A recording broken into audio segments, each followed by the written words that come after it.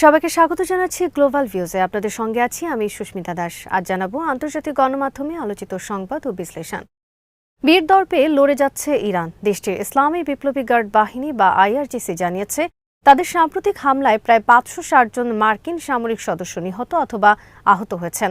তবে যুক্তরাষ্ট্র এই সংখ্যাকে নাকচ করে দিয়ে নিহতের সংখ্যা অনেক কম বলে দাবি করেছে। আইআরজিসির পক্ষ থেকে রোববার জানানো হয়েছে তাদের অপারেশন ট্রু প্রমিস 4 এর অংশ হিসেবে চালানো ক্ষেপণাস্ত্র এবং ড্রোন হামলায় এই বিপুল সংখ্যক মার্কিন সেনা হতাহত হয়েছেন। ইরানের দেওয়া তথ্য অনুযায়ী তারা কুয়েত ও বাহরাইনে অবস্থিত মার্কিন ঘাঁটিগুলো ও সেনাদের আবাসিক কমপ্লেক্সে ভয়াবহ হামলা চালিয়েছে। পারস্য উপসাগরে কয়েকটি তেলবাহী ট্যাঙ্কার এবং মার্কিন বিমানবাহী রণতরী আব্রাম লিঙ্কন ও সরাসরি হামলার শিকার হয়েছে। মার্কিন ঘাঁটিগুলোর ভেতরে অ্যাম্বুলেন্সের ব্যাপক আনাগোনা ও জরুরি তৎপরতা দেখে বোঝা গেছে সেখানে বড় ধরনের ক্ষয়ক্ষতি হয়েছে। অন্যদিকে তথ্য আড়াল করার মার্কিন নীতির ধারাবাহিকতায় দেশটির সেন্ট্রাল কমান্ড এক বিবৃতিতে জানিয়েছে তাদের মাত্র 3 জন সেনা নিহত এবং 5 জন গুরুতর আহত হয়েছেন। এছাড়া বেশ কিছু সেনার লাইট ইনজুরি এবং মস্তিষ্কে ঝাঁকুনি লেগেছে বলে তারা স্বীকার করেছেন। প্রতিরক্ষা বিশ্লেষকদের মতে যুদ্ধকালীন পরিস্থিতিতে উভয় পক্ষই তথ্য নিয়ে কৌশল অবলম্বন করে। ইরান হয়তো নিজেদের শক্তির মহড়া দিতে সংখ্যাটি বাড়িয়ে বলছে, আবার অন্যদিকে যুক্তরাষ্ট্র জনরোষ এড়াতে এবং প্রতিপক্ষকে মানসিক সুবিধা না দিতে ক্ষয়ক্ষতির প্রকৃত তথ্য গোপন করার কৌশল অবলম্বন করছে। তবে ইরানের টানা হামলায় বিপুল মার্কিন সেনা নিহত হয়েছেন বলে জানিয়েছে অনেক সংবাদ মাধ্যম। আইআরজিসির বিবৃতি অনুযায়ী ইরানি হামলার পর কুয়েতে অবস্থিত মার্কিন আলী আল সালেম বিমান ঘাঁটিটি অকেজো হয়ে পড়েছে। কুয়েতের মোহাম্মদ আল আহমদ ঘাঁটির 3টি সামুদ্রিক অবকাঠামো ধ্বংস করা হয়েছে। বাহরাইনে মিনা সালমান বন্দরে অবস্থিত মার্কিন নৌঘাঁটিতে 4টি ড্রোন আঘাত এনেছে, যা কমান্ড ও সাপোর্ট সেন্টারগুলোর ব্যাপক ক্ষতি সাধন করেছে। এছাড়া বাহরাইনের মার্কিন সামরিক কর্মকর্তাদের একটি আবাসিক কমপ্লেক্সে 2টি ব্যালিস্টিক ক্ষেপণাস্ত্র দিয়ে হামলা চালানো হয়েছে।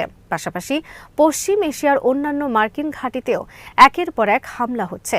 আইআরজিসি আরও বলেছে পারস্য উপসাগর এবং হরমুজ প্রণালীতে যুক্তরাষ্ট্র ও যুক্তরাজ্যের সঙ্গে সংশ্লিষ্ট 3টি তেলবাহী ট্যাঙ্কারে ক্ষেপণাস্ত্র হামলা চালানো হয়েছে, যার ফলে জাহাজগুলোতে আগুন ধরে যায়। বিবৃতিতে বলা হয় মার্কিন বিমানবাহী রণতরী ইউএসএস আব্রাম লিঙ্কনকে লক্ষ্য করে 4টি ব্যালিস্টিক ক্ষেপণাস্ত্র নিক্ষেপ করা হয়েছে। তারা একটি সংগঠিত আক্রমণ হিসেবে বর্ণনা করেছেন। আইআরজিসি নিশ্চিত করেছে অপারেশন ট্রু প্রমিস 4 এর অংশ হিসেবে ক্ষেপণাস্ত্র ও ড্রোন অভিযান অব্যাহত থাকবে। তারা এই অভিযানকে ওই অঞ্চলে মার্কিন ও ইসরায়েলি পদক্ষেপের বিরুদ্ধে একটি চলমান প্রতিক্রিয়া হিসেবে অভিহিত করেছে। ইরানের ক্ষেপণাস্ত্র হামলায় অধিকৃত জেরুজালেমের পশ্চিমে বেইত শেমেস এলাকায় অন্তত 8 থেকে 10 জন ইসরায়েলি নিহত হয়েছেন। ইসরায়েলি গণমাধ্যমের বরাত দিয়ে এই তথ্য জানিয়েছে প্যালেস্টাইন ক্রনিকল।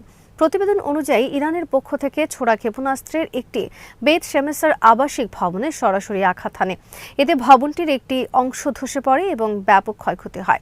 হামলায় অন্তত 8 জন নিহত হওয়ার প্রাথমিক খবর পাওয়া গেলেও পরে সেই সংখ্যা 10-এ উন্নীত হওয়ার কথা জানানো হয়েছে। এছাড়া অন্তত 27 জন আহত হয়েছেন বলে জানা গেছে।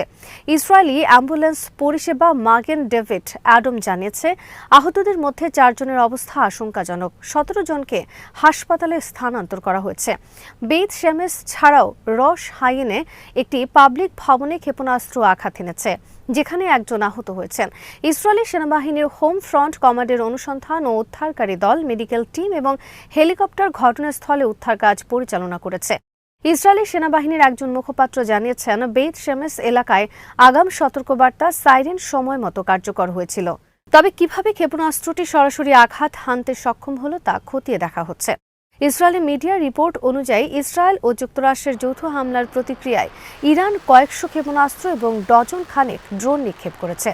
উত্তর ইসরায়েল এবং জেরুজালেম এলাকা লক্ষ্য করে এই ড্রোন ও ক্ষেপণাস্ত্রের ঢেউ আসছে পড়েছে। কিছু ক্ষেত্রে সরাসরি আঘাতের খবর পাওয়া না গেলেও আশ্রয়ের জন্য দৌড়ানোর সময় অনেকে আহত হয়েছেন বা মানসিকভাবে ভেঙে পড়েছেন। উদ্ধার ও সরিয়ে নেওয়ার কাজ এখনও চলছে এবং নিহতের সংখ্যা আরও বাড়তে পারে বলে আশঙ্কা করা হচ্ছে। এদিকে সোমবার সকালে ইসরায়েলের বিভিন্ন লক্ষ্যবস্তু এবং মধ্যপ্রাচ্যের মার্কিন ঘাঁটিগুলোকে লক্ষ্য করে হামলা চালিয়েছে ইরান। ইসরায়েলি সেনাবাহিনী জানিয়েছে ইরান থেকে একঝাঁক ক্ষেপণাস্ত্র নিক্ষেপ করা হয়েছে এবং সেগুলো প্রতিহত করতে এয়ার ডিফেন্স সক্রিয় রয়েছে। যাদের এলাকায় সতর্ক সংকেত বাজছে তাদের নিরাপদ আশ্রয়ে যাওয়ার এবং পরবর্তী নির্দেশ না দেওয়া পর্যন্ত সুরক্ষিত স্থানে অবস্থান করার আহ্বান জানানো হয়েছে। কুয়েতে আরও এক দফা আকাশ হামলার সাইরেন বেজে ওঠার খবর দিয়েছে আল জাজিরা। সোমবার সকালের খবরে বলা হয়, গত কয়েক ঘন্টার মধ্যে এ নিয়ে অন্তত তৃতীয়বারের মতো দেশটিতে বিপদ সংকেত বাজল। কুয়েতি কর্তৃপক্ষ এর আগে জানিয়েছিল রাজধানীর দিকে ধেয়ে আসা ড্রোনগুলোর অধিকাংশই তাদের প্রতিরক্ষা ব্যবস্থা সফলভাবে প্রতিহত করেছে। এদিন সকালে কাতারের রাজধানী দোহায় অন্তত 6টি বড় বিস্ফোরণের খবর পাওয়া গেছে। বাহরাইন ও দুবাইতে নতুন করে বিস্ফোরণের খবর দিয়েছে বিবিসি। অন্যদিকে ইরানের রাজধানীর পূর্ব ও পশ্চিমাঞ্চলে বেশ কয়েকটি বিস্ফোরণের খবর দিয়েছে ইরানের নূর নিউজ। আঞ্চলিক উত্তেজনার পারদ আরও বাড়িয়ে লেবাননের প্রতিরোধ আন্দোলন হিজবুল্লাহ আনুষ্ঠানিকভাবে যুদ্ধে যোগ দিয়েছে। উত্তর ইসরায়েলে হিজবুল্লাহর বড় ধরনের ক্ষেপণাস্ত্র হামলার পর লেবাননের রাজধানী বৈরুত সহ দক্ষিণাঞ্চলে পাল্টা বিমান হামলা চালিয়েছে ইসরায়েল। হিজবুল্লাহ জানিয়েছে রোববার তারা উত্তর ইসরায়েলের হাইফা শহরের দক্ষিণে অবস্থিত মিশমার হাকার মেল বিমান প্রতিরক্ষা কেন্দ্রে একঝাঁক ক্ষেপণাস্ত্র ও ড্রোন হামলা চালিয়েছে। তারা এই অভিযানকে আলী খামেনির শাহাদাত এবং লেবাননে চলমান ইসরায়েলি হামলার একটি বৈধ প্রতিরক্ষামূলক প্রতিক্রিয়া হিসেবে অভিহিত করেছেন। হিজবুল্লাহর বিবৃতিতে বলা হয়েছে, হাইফার কাছে একটি গুরুত্বপূর্ণ বিমান প্রতিরক্ষা অবস্থানে আঘাত করা হয়েছে। গত 15 মাসের ইসরায়েলি আগ্রাসনের উপযুক্ত জবাব দেওয়ার অধিকার হিজবুল্লাহ সংরক্ষণ করে জানিয়ে সংগঠনটি চূড়ান্ত বিজয় না আসা পর্যন্ত লড়াই চালিয়ে যাওয়ার অঙ্গীকার করেছে। এদিকে হিজবুল্লাহর হামলার পরপরই হাইফা, কারমেল অঞ্চল, সাফেদ এবং রশ পিনা সহ উত্তর ইসরায়েলের বিস্তীর্ণ এলাকায় বিমান হামলার সাইরেন বেজে ওঠে। শ্লোমি এবং রশ হানিরার মতো সীমান্ত শহরগুলোতেও সতর্কতা জারি করা হয়। হিজবুল্লাহর হামলার জবাবে ইসরায়েলি বিমান বাহিনী বৈরুতের দক্ষিণ শহরতলি এবং দক্ষিণ লেবাননের একাধিক শহরে বিমান হামলা চালিয়েছে। আল জামুস এবং হারেদ হরিকের মতো জনবহুল এলাকা এবং বৈরুত আন্তর্জাতিক বিমানবন্দরের নিকটবর্তী এলাকাগুলো হামলার শিকার হয়েছে। দক্ষিণ লেবাননের ইয়ার উন আইতারুন এবং আল খায়াম শহরেও বোমা বর্ষণ করা হয়েছে। ইরানে যুক্তরাষ্ট্র ও ইসরায়েলের যৌথ হামলার পর তেহরানের পাল্টা ক্ষেপণাস্ত্র অভিযানের ফলে পুরো মধ্যপ্রাচ্য এখন এক অস্থিতিশীল পরিস্থিতির মধ্য দিয়ে যাচ্ছে। লড়াইয়ে হিজবুল্লাহর এই সরাসরি অংশগ্রহণ সেই আঞ্চলিক যুদ্ধের বিস্তৃতিতে নতুন মাত্রা যোগ করল। শেষ খবর পাওয়া পর্যন্ত কোনো পক্ষই হতাহতের নিশ্চিত সংখ্যা প্রকাশ করেনি। সোমবার ইসরায়েলের সংবাদ সূত্রগুলো জানিয়েছে, ইসরায়েলের দ্বিতীয় দফায় ক্ষেপণাস্ত্র ছুড়েছে হিজবুল্লাহ। এ দফায় ইসরায়েলের মধ্যাঞ্চলকে লক্ষ্য করে বিপুল সংখ্যক ক্ষেপণাস্ত্র নিক্ষেপ করা হয়। কিছু গণমাধ্যমের তথ্য অনুযায়ী অন্তত 3টি ক্ষেপণাস্ত্র আঘাত হানার ফলে ভয়াবহ বিস্ফোরণে তেল আবিবের কেন্দ্রস্থল কেঁপে উঠেছে। প্রতিবেদন অনুযায়ী তেল আবিব ও এর আশেপাশের এলাকায় সতর্কতামূলক সাইরেন বেজে উঠেছে। এক বিবৃতিতে ইসরায়েলি বাহিনী লেবানন সীমান্ত সংলগ্ন ইহুদি বসতিগুলোর বাসিন্দাদের আশ্রয় কেন্দ্রে অথবা নিকটবর্তী নিরাপদ স্থানে অবস্থান করার নির্দেশ দিয়েছে। ইরানের সুপ্রিম ন্যাশনাল সিকিউরিটি কাউন্সিলের প্রভাবশালী প্রধান আলী লারিজানি সোমবার স্পষ্টভাবে জানিয়ে দিয়েছেন, ইরান যুক্তরাষ্ট্রের সঙ্গে কোনো ধরনের আলোচনা বা সমঝোতায় যাবে না। তিনি মার্কিন প্রেসিডেন্ট ডোনাল্ড ট্রাম্পের সমালোচনা করে বলেন, ট্রাম্পের ভ্রান্ত কল্পনা পশ্চিম এশিয়াকে বিশৃঙ্খলার মধ্যে ঠেলে দিয়েছে। লারিজানি এক্সে লেখেন, ট্রাম্প এই অঞ্চলকে অস্থিতিশীল করেছেন এবং এখন তিনি মার্কিন সেনাদের হতাহত হওয়ার ভয়ে ভীত। লারিজানি পরিষ্কার করেছেন, বর্তমান পরিস্থিতিতে ওয়াশিংটনের সঙ্গে আলোচনার কোনো সুযোগ নেই। তিনি মধ্যপ্রাচ্যের বর্তমান পরিস্থিতির জন্য সরাসরি ডোনাল্ড ট্রাম্পের নীতিকে দায়ী করেছেন। যুক্তরাষ্ট্র ও ইসরায়েলের চালানো হামলার পর ইরানের এই অবস্থান দেশটির কঠোর মনোভাবেরই বহিঃপ্রকাশ বলে মনে করা হচ্ছে। ইরানের সর্বোচ্চ নেতা আলী খামেনির মৃত্যুর পর এবং আঞ্চলিক উত্তেজনার এই চরম মুহূর্তে লারিজানির এই বক্তব্য অত্যন্ত গুরুত্বপূর্ণ বলে মনে করছেন আন্তর্জাতিক বিশ্লেষকরা।